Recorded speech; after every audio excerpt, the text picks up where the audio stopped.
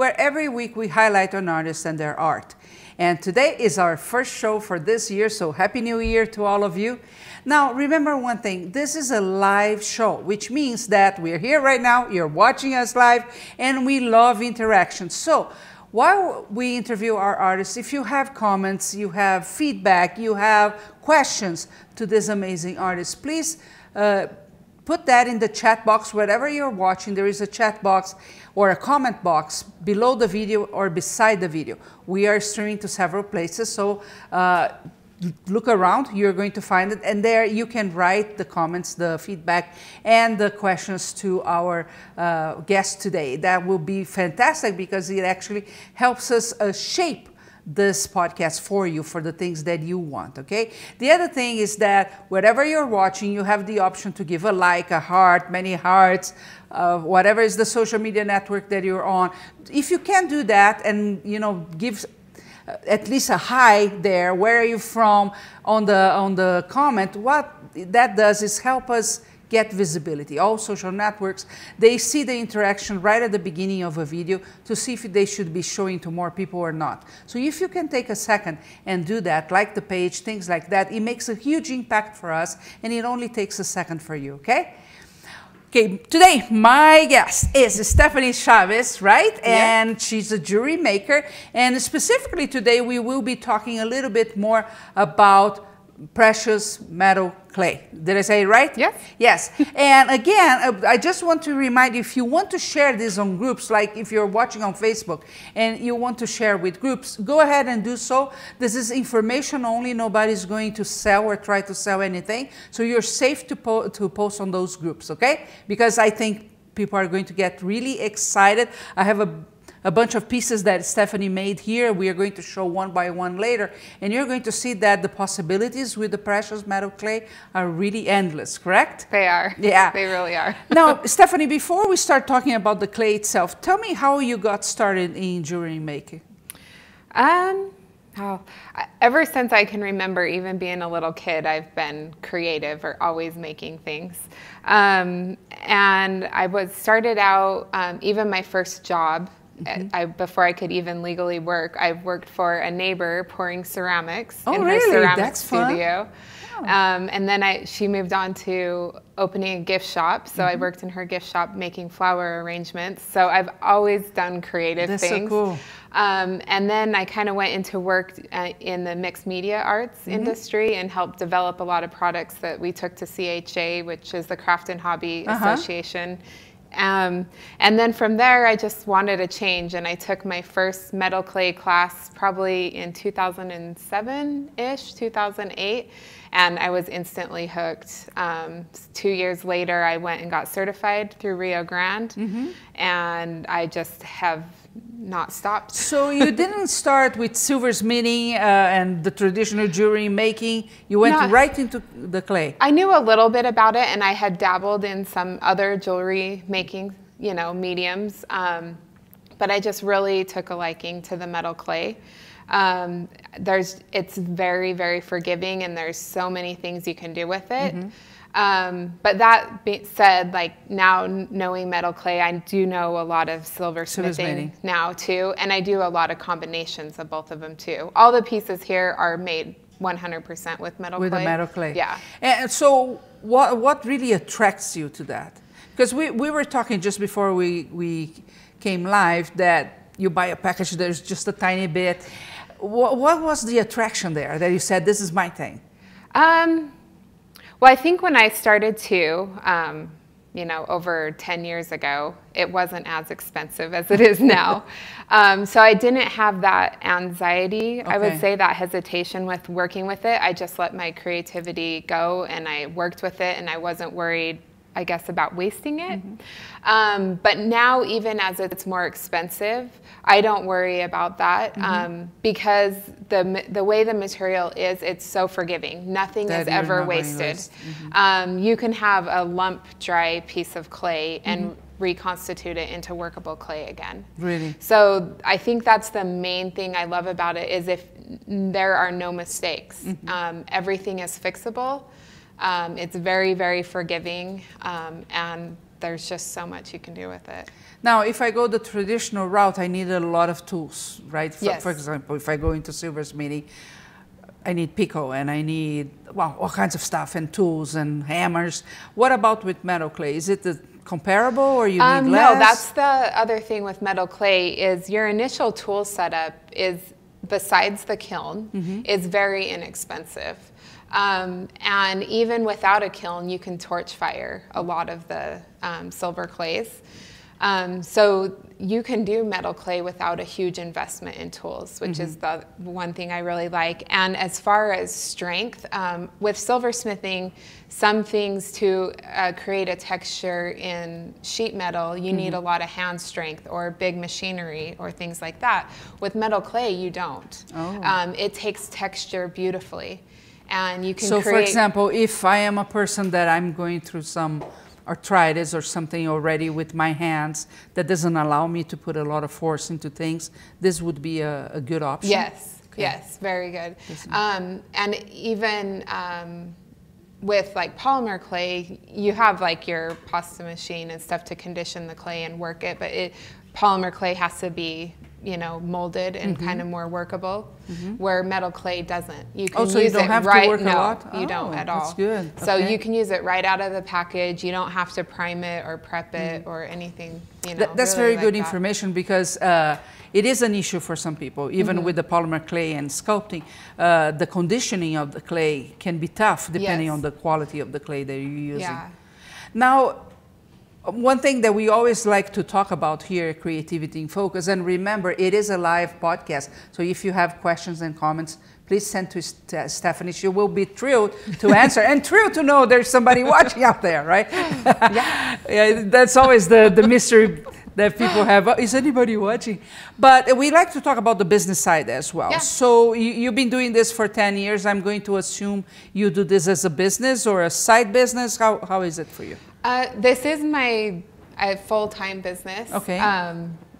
And I have been very blessed that I have been able to do this for the last 10 years. That's cool. I quit my job in 2008.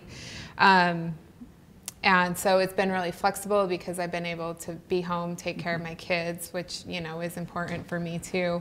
And then do this, you know, as time has allowed and stuff. And now that my kids are teenagers, they don't need me as much. And so I am focusing more on my business and doing more and more with it. And do you have a dedicated studio for creation, or do you do inside the house? How is your process? I do have a dedicated studio that I just finished this year. So I'm very excited about that. I just finished it in July, and it is in the basement of my home, but I have my own separate entrance. So I have people that come to my studio too and work and create. I do private classes and I do workshops there as well. That's very cool. Yeah. That's very good. You know, I know it's a lot of people. A lot of people are always thinking, no, it's hard to make money with whatever is the with, but it's not, right? I mean, everything is hard when it comes to business, but it is possible. It is very possible. And rewarding. Yes, that's the thing. I mean, you know, I feel like kind of, I don't know what the word is, but I mean, I'm just really grateful and blessed, and that I can do this. It's something I love, you know, and a lot of people don't get that opportunity. So now, when it comes to selling, do you see any difference when you're pricing or reaction of people from when they see these pieces? They cannot even tell this is metal clay, right? No, once the metal clay is fired and the binders burn away, you're left with like pure silver or pure sterling silver, whatever clay it is that you're using. It can be hallmarked, you know, 0.999% fine silver or sterling silver. And once it's fired too, you can treat it just like you do in traditional silversmithing. You can solder it. You can bend it and mold it, you know, to an extent. You can do different things that you would in traditional silversmithing too. That's cool. So. Now, you mentioned the kiln. What kind of kiln do you need to start in? There are several different kilns on the market now. They do have a lot more smaller tabletop kilns that are more affordable. But I use it's a Paragon SC2 kiln. Okay. It's, you know, I don't know. It sits on a counter. Oh, it's not real. So it's not really huge. And it runs on 110. Oh, really? Yeah. Nice. That's another plus. Yeah. So I chose that kiln because it is more versatile. I can do a lot of different things in it. I could do glass, other things like that. And I can do the copper clay. So a lot of the little tiny kilns that are more affordable are a really good option, but some of those don't do copper clay. Okay. So if it's something you want to get into, I always suggest, you know, looking and seeing what you ever copper want. goes in a higher temperature. Copper does fire at a lot higher temperature and for a longer time. Okay. And it has to be fired inside a stainless steel or some kind of container with carbon in it. So a lot of your little tiny, you know, tabletop kilns won't do that. Or there's even tabletop kilns that run like on butane, different things. Those are not going to be good enough for copper clay. Okay. They can't fire long enough. That's quite interesting. Now, let's talk a little bit about the process now. Yeah. Right? So you get the clay in a package. And then what? So yeah. I have a package for I don't know how many years, never opened it. Well, and so that's the thing too. People get scared because it comes in this little tiny package and it's really expensive. But it actually goes a long ways. It goes much further than most people think it does. And that's, you know, something that I like to tell people and cover too, is that it really does go a long ways. Even it doesn't seem like it when you first open it. But yeah, so you get the package. There's so many different techniques that you can do with it. But like one of the most basic things is you roll it out and put a texture into it, cut a shape out, you know, dry it, refine it, and put it in the kiln. So sounds a lot like you would do with polymer clay. Yeah. Right. Of course, it's not the same thing. Yeah. But some of the same techniques are the same. And a lot of the tools for metal clay have come from the polymer clay medium. Okay. That's cool. Is silver the one you prefer to work with, or? I do prefer silver. It's just the easiest one to use. I mean, as far as it's the most consistent clay. I do like working with a lot of the base metal clays, like your copper and bronze. There's a lot of different ones, white, bronze. There's like a rose gold color. It's not really gold, but just different ones like that. But to me, they seem a little more finicky as far as their firing process. I have had really So this results. Consistency that you're talking about is when it goes to the kiln. You might get a surprise instead of what sometimes the copper doesn't always center properly, or you get different things with that. But silver just always seems to be consistent with me, and I love the look of silver. Silver, yes, I like. So I do like copper, but I'm not big on gold. Yeah, I mean, I do have done some combination. Yeah, combination, like mixed metal. Yeah, I do like the mixed metal look, and that's pretty popular too. Yeah, I've seen some beautiful pieces. Chris Myers is asking, what brand of silver and copper clay would you recommend?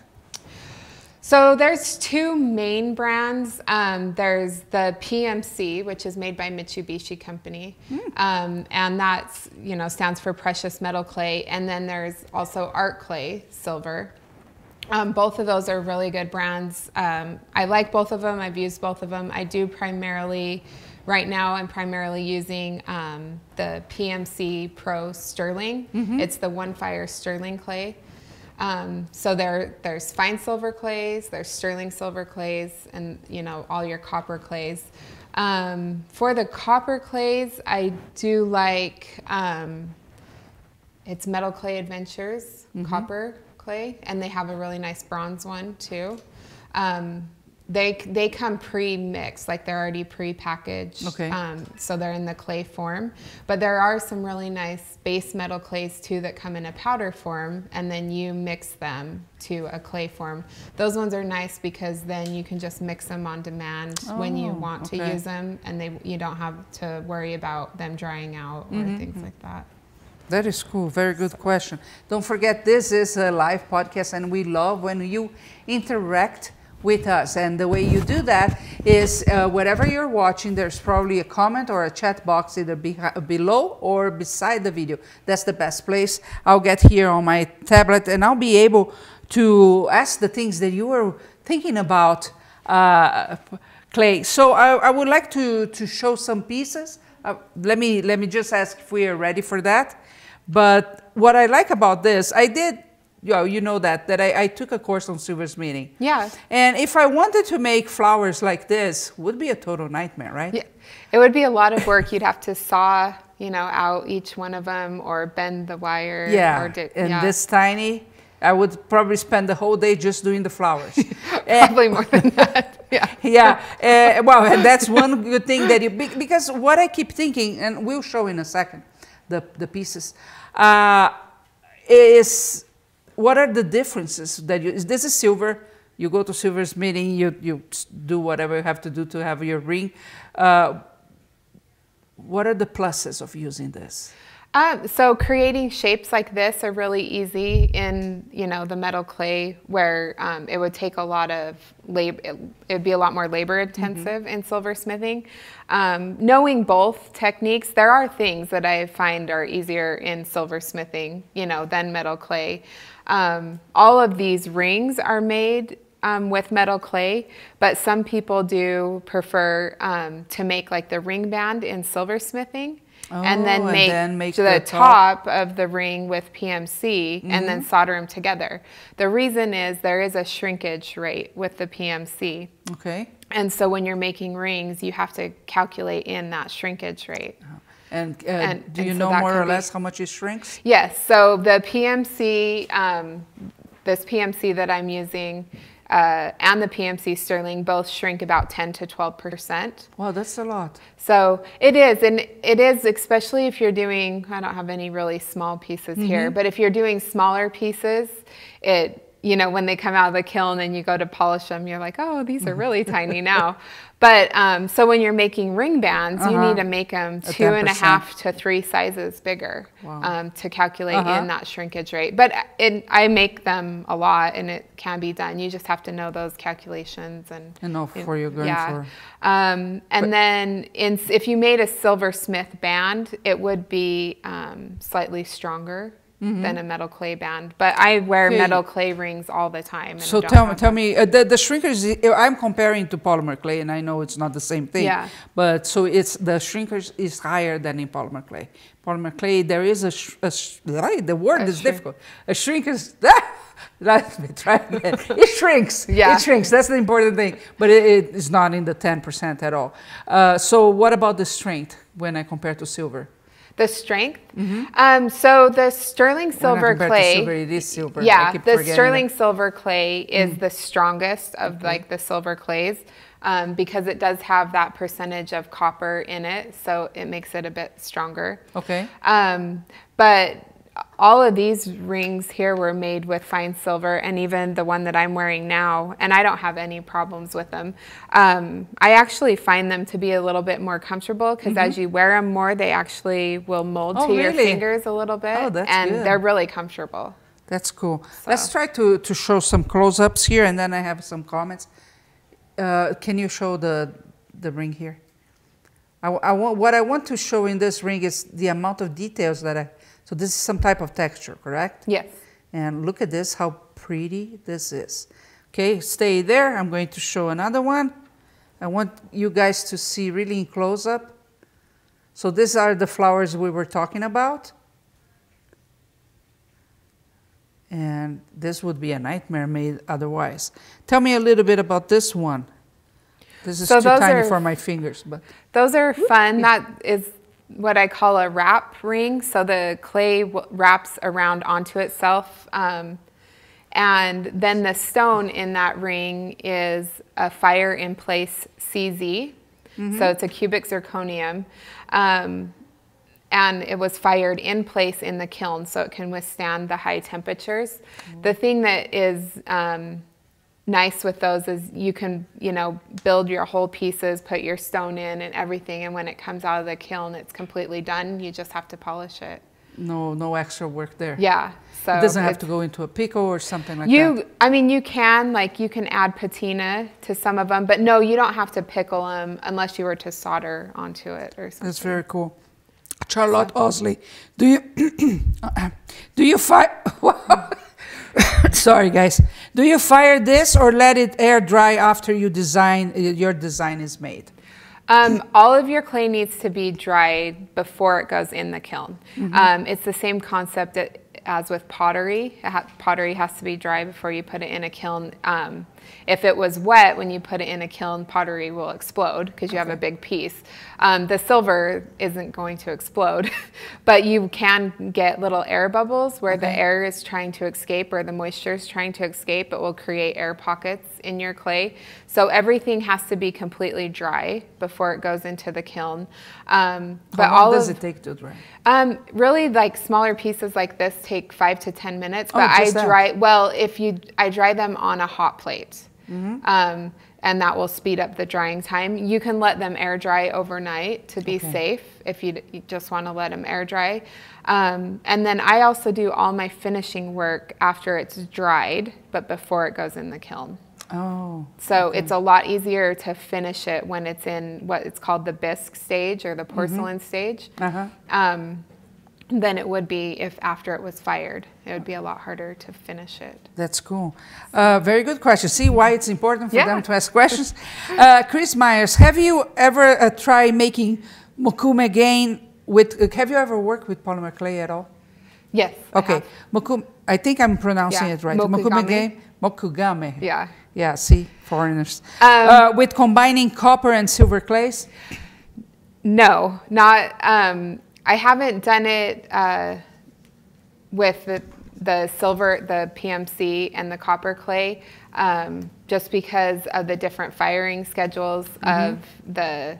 both of them, the copper and the silver. So, but there are, there's a few different instructors and like clay manufacturers, the one that makes like the powdered clays and things like that, that has some really good tutorials on mixing them and having that look of the silver and copper together. I bet it's going to be gorgeous. Yeah. Tell me a little bit about the temperature then. How much do you fire silver? So silver, the fine silver can fire anywhere between 1190 degrees up to 1600 degrees. That wide range kind of varies depending on if you have like the stones in place in it or different things like that.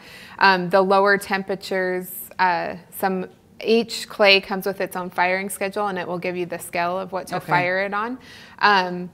But really the PMC silver needs to fire at like 1600 degrees for a minimum of 10 minutes. So at full temperature, where the copper fires at 1700 to 1750 for 3 hours. Wow. But it takes almost 4 to 5 hours depending, to get your kiln warmed up and then let it cool down enough to handle it. Wow. So. That's a big difference. Yeah. I thought because copper is very soft, that would be the opposite. That shows how much I know about this. Okay, I'm going to show you more. Tell me a little bit about the process of this guy. This one we didn't show. So that one's another one with the CZ, the Fire in Place CZ, but I made the band first and then made the little square and attached them together and made a bezel with the clay and set the stone in the bezel and then attached it to the... Okay, and this one is copper, correct? Yeah, this one is copper. That kind of shows some fun. I do like the look of copper, and the copper is really fun to play with and do experimenting with because it is a lot cheaper than silver. Okay. But the copper shrinks 25%. Really? Yeah. Wow. So I make a lot bigger pieces in copper, and then when they shrink down, your detail is even more defined, which is kind of fun. So. Yeah. Okay, but you need to be a math head to work with copper then. When you're working, or you just don't worry about like. Don't worry, whatever size it comes. So let's see this bracelet. It's gorgeous. I do love that bracelet. I created that bracelet for the course that's coming up. Nice. Yeah. Oops. So we'll be showing how to make that, which is really fun. It's very pretty. So. Yeah, so nice. And I made the toggle and everything. The jump rings are not made with the metal clay, but everything. But the toggle is. Really? Yep. Yeah. So I'll be showing how to make that as well. Which allows you even in the, personalize everything. And that's another plus with the metal clay is you can make your own, toggle clasp, your own connections. You can make your own elements and accents, and you can use them in silversmithing. So that's very cool. Kathy Faribault is saying, this is a very common question with people that fuse glass. Can you fire your pieces in a microwave kiln? Yeah, I have heard that people have. I have not tried it since I do have the bigger, you know, kiln. Don't have one, but I have heard that people have been successful with that. You have ever tried? I have not tried it because, you know, I have the big kiln, so I haven't really needed to buy one of those. I should to experiment. I would, and I'm sure that people that use the microwave kilns may have a microwave dedicated just to that and not for food. So I would make sure to do that. So could I have a ceramic kiln here in the bathroom, actually. We never ever turned that on. We got it, and could I use for this?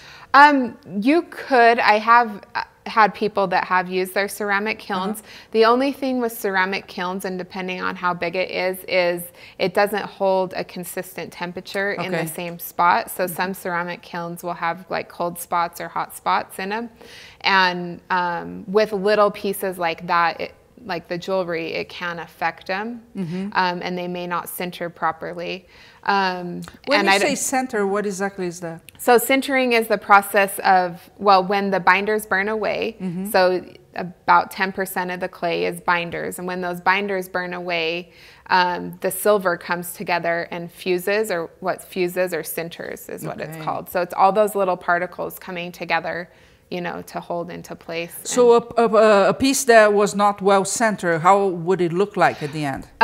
When you pull it out of the kiln, it wouldn't have like the tinging sound of that metal usually does. I don't know if you can really hear it on this surface here, but it has more of like a tingy sound where this happens a lot with my copper pieces. They tend to maybe not center properly all the time, so I'll have to refire them.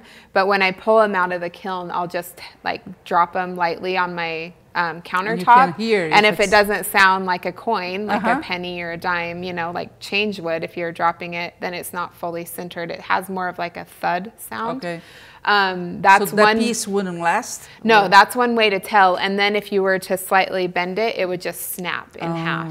It wouldn't, you know, be like metal where it's more pliable. That's a great tip. So, Charlotte Osley actually asked the $10 million question. Do you teach classes? If so, where? So she will be teaching a class on precious metal clay next week at Curious Mondo. And if you have never been to Curious Mondo, let me tell you, we go live, and the whole course you can watch for free. Nothing is hidden from you there. All you have to do is go to curiousmondo.com and sign up for her class, and she will go through several projects during the course. The course has 9 classes of about 1 hour each, so it's a lot of stuff. But yeah, it's going to be a good class. It's going to be an awesome class. You know, we called it the beginning PMC class, but I'm really going to cover the basics and even go more beyond the beginning. So this is an excellent course. I'm really excited. And it's something very exciting, Stephanie. I told you I have one package because I read about it, I saw online, and I thought I'm going to try. But it's intimidating to be playing with silver without having any knowledge, right? And locally at that time, it was hard to find somebody that knew. Right? Yes. So it's a huge opportunity because I love doing jewelry myself. And it's another way for you to accomplish that. And it's fantastic. I think too, when people learn more about it and learn that nothing is ever wasted and you can fix anything and it's very forgiving. It's not expensive at all. Your anxiety about using it will really lessen. So I think the anxiety comes more, not so much because of the price of the silver, because I've done lost wax casting that cost a bunch of money later because I didn't shave as much as I should. But it's the fact that you don't know what you're doing when you're by yourself. And that's what, people like get this package of clay and then it's on their hands and they're like, ah. And if you're used to work with polymer clay, I'm used to the big blocks, right? And then it comes something tiny. I don't know what to do that. Now, Stephanie, also for people that do like to take in-person classes, you mentioned that you do that on your studio, correct? Yes, I do. My studio is located in South Jordan, Utah. but yes, I do. That's very cool. Yep. Francine Cianfioni is asking, do you have a kiln you could show us? She will have the kiln during the class. Yes, I didn't bring it here today, but I will will have it next week. Hey, I brought my kiln. But next week we will have that. And Sally Utley is asking, when you attach the part, how do you attach the parts to each other? So like in this one, you have a square with the band, for example. And all of these too. All of these, yes. This one we didn't show yet. Can we show that? Yeah. It's gorgeous. Okay. You have to do my size. Then Tell me your size. We'll make a ring next week. 8. Okay. Look at this one, how gorgeous it is. It's a big piece. It's a statement piece. Are you more of a tiny, very delicate stuff or more? It's kind of funny because when I create just to create, like I don't have an intent for it, I tend to make bigger things. But usually what I wear tends to be smaller. Yeah, I've noticed that you wear the small stuff. I have one. But I like making big jewelry. I have one rule for me: too much. I like big and I like bulk. I don't have a problem with that. So you were explaining how to attach the parts. So there, I feel like just like with any medium or different things, there's multiple ways to achieve something. The way that I like to do it is I create my band first. So I create the band first, dry that and finish it. And while that's drying, you know, I work on my top piece or my other layer and dry that and finish it. The reason I like to attach 2 dry layers together is because then I can finish both of them. And I can make like all my sides even, like on this square, and smooth them out. If I were to attach it while it was wet, I find that a lot harder. So I take 2 dry pieces and then attach them together with slip, kind of like the same thing that you use in pottery. You make a slip with the clay that's almost acts with like the same clay. Yes, with the same clay, and it almost acts like a glue to bond it together. And then you attach the layers, and then once in the kiln, like we talked about earlier, once that all the binders burn away, the clay sinters or fuses together, so it's permanently So basically, let me see if I understood. So you have 2 pieces that you let it dry, and then you use a wet piece. Yes. And that's the glue. Like with polymer clay, you would use the liquid polymer to glue them together. Yes. So something like that. And there's, you know, a couple of different processes, and I would cover those in the course next week too, because there's areas where you need more strength, like things that have a bell or rings. I want to make a really stronger bond, so that's where I'll use the paste or the slip to attach them. But pieces like this that just have a layer one on top of another, it doesn't need to be really strong or strength-wise. So you can just attach those with re-wetting the clay with water. You don't even need the paste. Okay. Yeah. So if people really are used to work with polymer clay and air dry clay, this is not going to be a major jump in what they are used to, because you mentioned the tools are quite similar. Yeah, and a lot of the techniques are the same process, just with a different medium, right? Yeah. So yeah, that's exciting actually, because the learning curve is not as big if they are familiar with something similar to that. They just need to, I use liquid polymer here, I will use the wet clay here, and achieve the same thing. And a lot of the tools are the same that they could use, the same, you know, they would need to be cleaned or whatever, but they can use a lot of the same tools as well. That's very, very, very, very exciting. Guess 859, if you want to use a stone that can't go in the kiln, can you mount a stone in the same manner as with regular sterling? Also, can you use patinas after firing? So let's answer the first one. So I have a stone, cannot put in the kiln? Yes, so if you want to set a stone that is not fireable, which many natural stones cannot withstand the high temperatures, you can solder a bezel on just like you do in traditional silversmithing. So you can create your piece with the texture in the kiln and make it and then solder a bezel on afterwards. Or you can create the bezel out of your regular bezel wire and then set that into place in the clay and fire that in place as well. And your bezel, if you create your bezel with the bezel wire, your bezel wire will not shrink. The clay will just shrink around your bezel wire. Oh, and then you can set your stone afterwards. Ah, very cool. So. And can you use patinas after firing? Yes. So many of these pieces here have been This one has patina, right? Yeah. So this is a good example of showing you the difference between patina and not. Let me put just a little higher than that. I really like the look of the patina because with the metal clay, you have so much texture that it really makes the texture pop. I prefer to use a solution called Black Max or Silver Black. It just instantly turns your piece black, and then you can polish off the high spots. But I've also used liver of sulfur as well. I just don't like the smell of it. You don't like the smell? I have this thing, I love the smell of sulfur. I don't know why. Yeah. Some people have some theories about that. And I like the instant gratification of that is another very interesting thing. If you compare to other forms of art, it's kind of fast. You said 3 hours for copper, a lot less for silver, and it's finished when it comes out, so you don't have 10,000 steps afterwards, right? Yeah, you have to do a little polishing, but there's not a lot of, that's quite exciting. Katie Faribaugh, if your clay is old, how do you bring it back to be able to use it? We were talking about this just before. I just told Shahar, bring your dried up clay next week and I'll reconstitute it for you.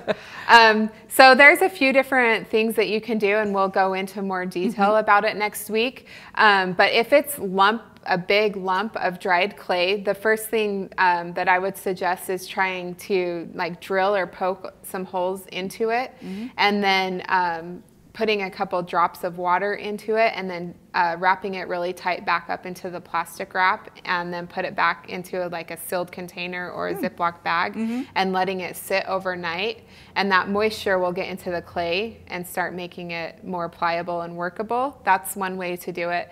The other way is grinding it up into a really fine dust, and then adding moisture back into it to, you know, get it more. And it goes back to where I can use it any way I want, or? Yes, and that was like a quick overview of how to do it. We'll go into more detail, but yeah, I mean, it will be pliable again, just like the clay. That's cool. And there's also a material that the PMC material that they have that like reconditions the clay called Pmc Aqua, and that instead of just water, it adds a little bit more of the same binders and liquid that was in the clay before, so it helps make it more pliable and workable. But I use that and water. I have like a process. They both work. Yeah. Very cool. Lori, where do you find your inspiration to create? Do you ever find yourself stuck? Yes. Once a week. Yeah. I always tell all my students, like, once they start working with metal clay, you'll start looking at things completely different. You'll look at a leaf and want to press it into the clay, you know? I mean, so inspiration really comes from everywhere, I feel like. I know this is bad, but like I've taken texture off wallpapers in like a hotel that I thought was really cool. I like took my molding material over there and molded, but yeah. So you can really get texture and inspirations and things from anywhere. But one thing that I tell all my students, and I tell people too, is that you can take the same course somewhere and then take the same course somewhere else from a different instructor and learn something new. Yes, for sure. Because there's always more than one way to do something. And so I tend to take classes too, to, you know, keep learning new things. And even if it's something I already know how to do, just because somebody else might do it differently. In a different way, yeah. And then another thing that I do is if I'm really feeling stuck with working with metal clay, I work in a completely different medium. I'll just do something completely different, and just working in a new, different medium, it always seems to spark my creativity again. I do the same. Yeah. Now, I've been caught in weird situations, like taking a picture of a pen that had grease on it because I wanted to use this texture on Photoshop. Oh, yeah. But I can imagine you in a hotel room service, and you're there putting putty on the wall. That's weird. That's weird. I was hoping it didn't leave a spot on the wallpaper. No. And you are also going to teach how to make a mold and take pieces during the course. Lena Shore, what about things to do with bad broken pieces that are already fired? Any way to reuse, or should we just add add them to our inclusions pile for polymer? LOL. Once the clay has been fired, it cannot be put back into the workable clay form that it once was. But I've had pieces, you know, that I've fired and either for whatever reason didn't like them, or I have tried to bend them too much and they broke, or different things like that. So you can either, use them in another project. You can solder them on to something else. You can also melt them down just like you would in traditional silversmithing. You could melt the silver down and do water casting with it, or something different like that.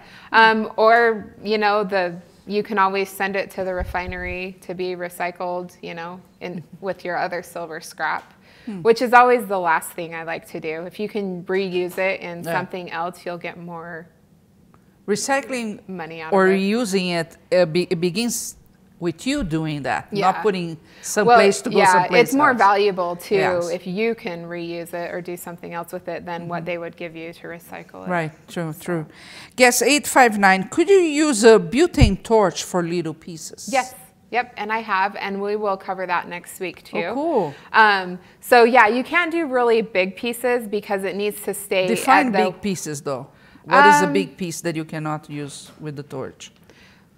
Probably most of this you could do with a torch. You could do, so in this range here, it would be fine. I would not suggest ever torch firing rings though. Okay, right. Just because of the strength, you're going to get a lot more strength in the kiln.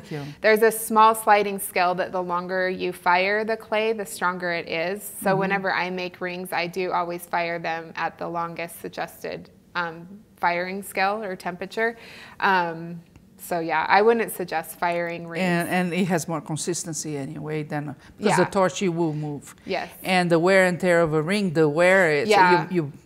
I get that. And a lot of my ring bands I'll make with the sterling clay now too, and the sterling clay cannot be torch fired. Oh, that one, no. No, because it does have to fire for an hour and a half, and no one wants to sit there for an hour and a half and hold a torch. But that's also a great way, I would assume, to get started and see if you like working with this. And the other thing that I would suggest too is if in your area, if there's any studios or places that have kilns, a lot of them offer kiln services that are really inexpensive. And the nice thing with the metal clay is you could make hundreds of pieces and they could be dried for indefinitely, really. You know, you want to keep them safe so they wouldn't break. But I'll have people make several, you know, little containers full of pieces and bring them all in at once to be fired. And, you know, then they just pay one firing service and all their pieces are fired. But that's the nice thing with metal clay, too, is you can do so much of it with a small toolkit, you know, on your kitchen counter.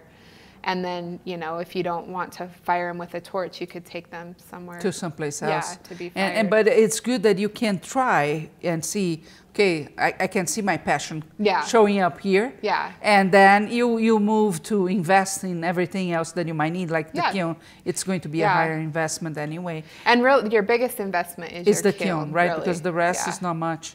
That's fantastic. Kathy Fireball, can you mix gold filings with the clay? So like regular gold from like goldsmithing or like metalsmithing? You can. You can also, so yes, you can. You want to always go with the highest firing temperature of whatever metal is possible. But so I'm trying to remember what the melting point of gold is, but the firing schedule might be different. But I have used, there's a gold clay that I've used as well. And if you get anxiety using the silver, you will really get anxiety like using this big, the gold. Right? So it's like 3 grams of clay, and it's expensive. Yeah, I think it's about $200 a package right now. And then your dog gets it. Yeah. Right? So if you wanted to zoom in on these gold and silver earrings. Yes, they're very This pretty. is another way to add some gold accent to your pieces. And I use this quite a lot, but this is a process called Kendu. And it's the Korean art of applying gold to silver. Oh. And so this uses, minimal amounts of gold, but you get the gold look. So this is 22 karat gold applied over the silver. And all of this is done, the pieces are made and put in the kiln, and then I apply the gold after the pieces have been fired. Oh. So. And then you fire again? No. The gold is applied with a hot plate. Okay. And burnished down. So there's a few different materials that I've used, like gold foil. There's also like a gold paste type thing. Very cool. Very, very cool. Chris Myers, what happens if you fire PMC clay longer than the recommended time? So it stays too long. You can fire longer. It won't make any difference as far as strength or make it any stronger once you get over that 2-hour mark. So it's pretty much just a waste of energy, really. It won't do anything if you fire it too long. If you fired it at too high of a temperature, it would melt the piece. Okay. So, yeah, that would Then be... you end up with a blob, not a ring. Yep, your texture, it would just melt together. So now, you mentioned the price of the gold. Tell me a little bit about, I want to make just a simple comparison. How much do you pay for a package of silver? So there's 3 different package sizes right now. But like around a 25-gram pack right now is around 50. So 25 grams, 50, 3 grams, 200. So it's about... I like to figure about $2.25 a gram for silver. So it fluctuates with the silver market, so it will change a little bit. And it's not bad at all. I don't think so. Yeah. And for example, when you sell a pair of earrings like this, how much do they go for? This one? Let's see. Yeah. These ones are $32. $32. Yeah. Right. So. How much does it take of silver there? That is probably less than 3 grams of silver. Wow. So, and then these ones have the posts fired on the back. So you can solder onto the silver afterwards. Nice. So you see that if you're thinking about learning this and, make a side business or participate in some bazaars at the end of the year, however it is, it's always, I think it's always good to have something that you can make money when you want. Yeah. Of course, it's also an option even as a profession for you.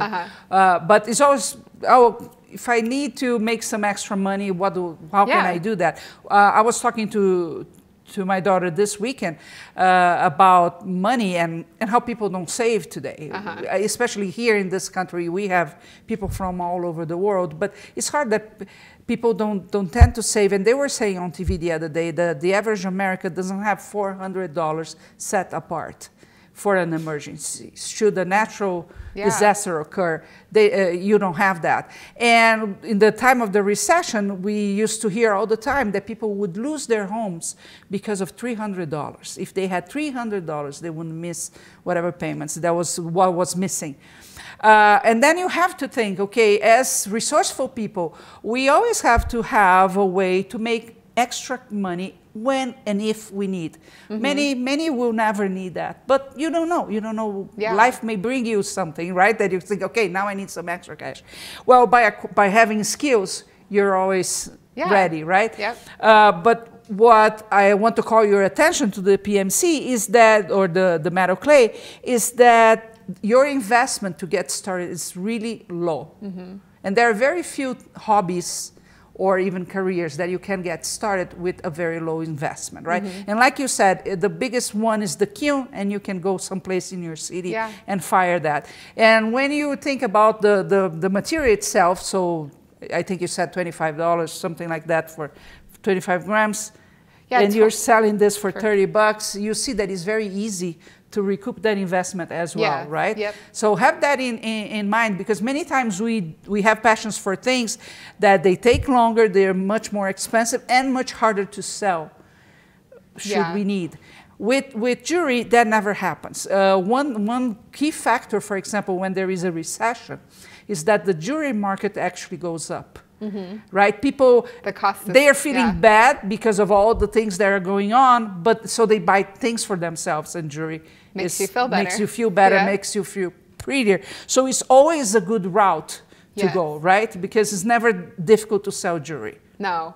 And with a lot of these, since they're precious metals, they hold, you know. It's an investment in itself, right? Hold the value in that. Yeah. Charlotte asked, how much is a packet of silver clay? Did you say? So a 25-gram pack is around $55, $50 So 50 range. for 25 grams. It's about $2 to $2.25 a gram right now. It keeps fluctuating. Yes. But yeah. And like she said, a small earring like this one has about 3 grams. So you can kind of see where you can go. Guess 535, do you need a separate kiln for PMC, or can you use a glass kiln? In other words, does the PMC contaminate the shelf of the bricks in the kiln? I would use a separate shelf, but you wouldn't need a separate kiln. So you can just buy like a little separate, and they're not very much money, but a ceramic shelf, and use that for your silver, just so that your silver wouldn't ever go back and contaminate your glass, because silver can discolor the glass. But it looks kind of cool sometimes too. I've done combination things, with silver and glass. Do you play with fused glass as well? Yeah, I've done some combination pieces with the silver and glass. So. That's very cool. Yeah, that's very cool. And Francine is asking, what is the shrinking ratio on silver, please? It's 10 to 12%. Okay. So it depends on the silver that you're using. So there's different types of silver. Like models, I guess you'd say, or brands, and some of them have different shrinkage rates. When PMC first came out, it shrank 25%. Wow. They discontinued it, but people were really missing it, and so they've actually brought it back now. Really? It's called PMC Classic. I don't know for how long it will be out. Why were they missing? Because you can work in a larger amount, like a bigger piece, work with a bigger piece, and especially people that like to do carving and sculpting into the silver, you can do a bigger piece, and then when it fires in the kiln and shrinks, you have a lot more detail. Your detail is more defined. I'm excited already to learn this. It's really cool. I'm just thinking about all the things I can make. And Kathy, when you talk about soldering, are you talking about torch or soldering, iron soldering? Torch. Torch, okay. Yes. Very cool. With, flux and solder, and, and a torch. So. That's very, very nice. Okay, so we already talked a lot about this. And we have 9 more hours coming. Any final words for people that are thinking about, this may be something I would be interested in? I would just say get started and try it. I don't think you have anything to lose. It's really fun.